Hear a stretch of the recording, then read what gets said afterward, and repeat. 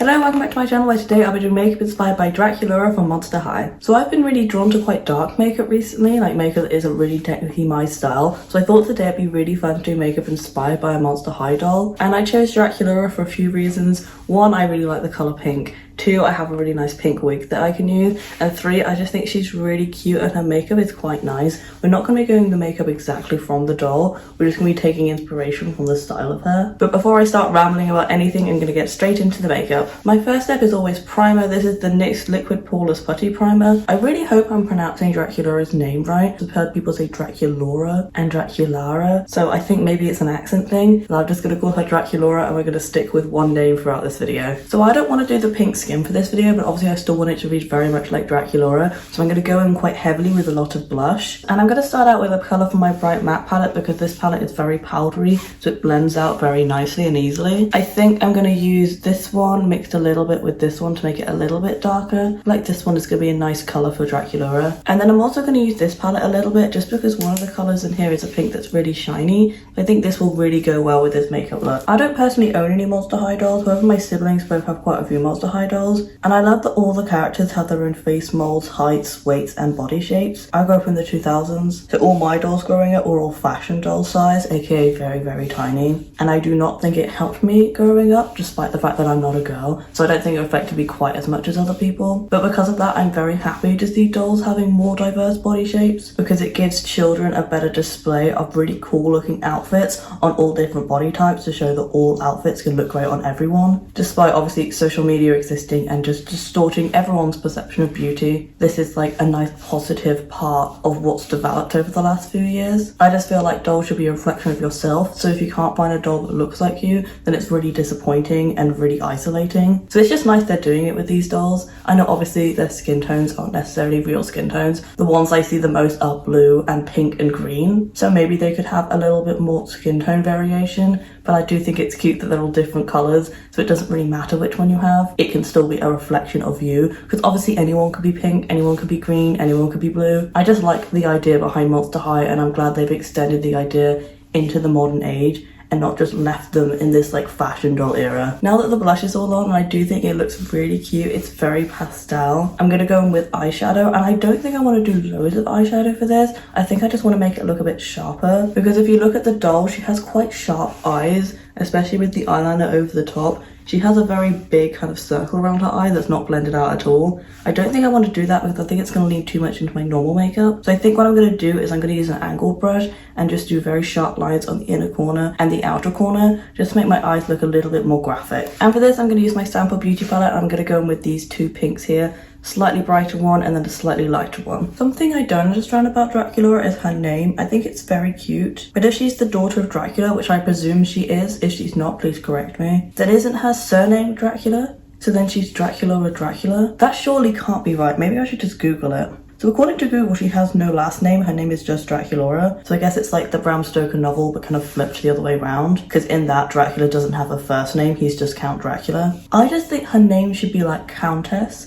So then it goes with the Count Dracula thing. So then she could be like Countess Dracula. That does make it sound like she's married to Dracula though. So if she's his daughter, what title does she get? I think it's still Countess, right? That implies Dracula's dead, but I have never seen dolls of the parents, so maybe all the parents are dead. I really don't know. Please tell me the lore of Monster High down below, because the name just doesn't make sense to me. I do think it's a really cute name. Draculaura is just such an adorable name, but I just don't quite understand why they went for Draculaura and not something that just had Dracula in it with something else on the front. So this makeup look is definitely not my style in the slightest. I do think it's very cute though. So we're going to continue on to the next step. And the next step is eyeliner. I feel like this is going to be the most important step because it's actually going to bring these eyes together. I think what I want to do is I kind of want to frame the eyes, not in an eyeliner way, kind of go underneath, frame them and make them nice and spiky to go with her eyelashes. I'm honestly just going to play around with it and see what happens. I've been really enjoying watching doll customizers recently. They are the main reason I'm doing this look right now. And watching them is making me want to give doll customizing a try.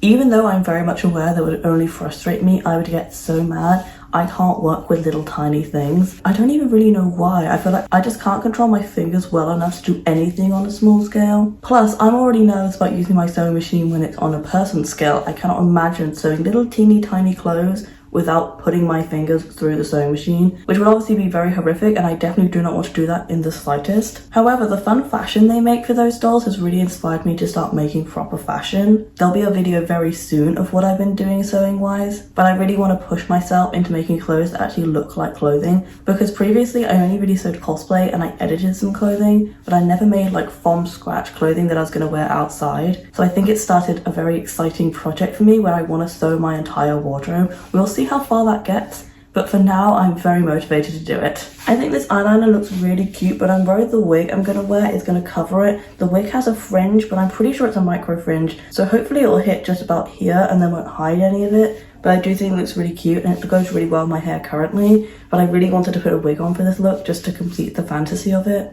But we will see. Moving on now to the lips. So Draculaura famously has fangs on her lips, which are really, really cute. But my piercings are basically exactly where you'd put a fang. So we'll see how it goes. If it looks really bad, I may have to take them off. But I am going to definitely try and do the fangs. And for the lips themselves, I'm just going to do my normal kind of big blended lips, because I think that will go well with the rest of the makeup. And I'm going to do it in the same dark pink I used for the corners of my eyes. Were Monster High dolls even a thing in the UK in the early 2000s? Because I don't remember them at all. We did have a few Barbies, but we had more of the play sets from Barbies, which you could put the Brats in. But I don't remember Monster High ever being a thing, and it would have really been my thing when I was that age, because I was very emo from a very young age. So all of these dolls are very, very me. I never even heard of them until we were in our mid-teens, and they were all out of commission at that point. My siblings would just buy them to do a little bit face-ups on them. But I'm pretty sure I've never owned a Monster High doll. If I was going to get one, I think I'd get the Abominable Snowman one. I think she's really cute. I bought her for my sibling for their birthday, and she's just a really cool doll. She's also a really tall doll,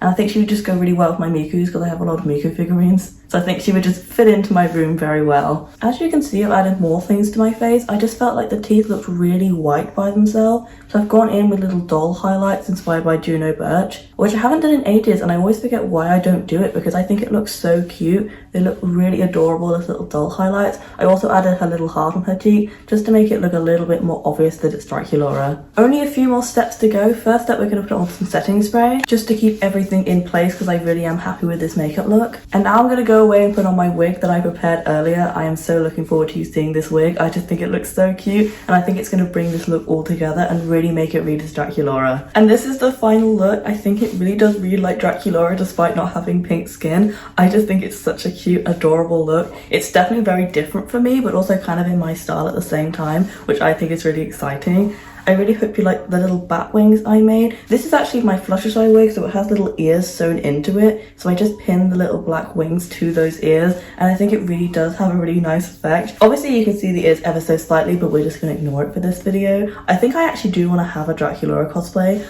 I just think she looks really cute, and it's very much something that I lean towards when it comes to cosplay looks. So maybe you'll be seeing a full Draculaura cosplay from me at some point. I think I definitely need V-bangs, which she has here. I just think that would complete the look, but obviously I don't want to cut this wig because I do use it for other cosplay looks. But yeah, I think this is it for this video. If you did enjoy, please give it a like down below. Comment what else you'd like me to do, maybe another Monster High character you want me to cosplay. And subscribe as I post a new video every single Thursday, and I'd love to see you again. But until then, bye!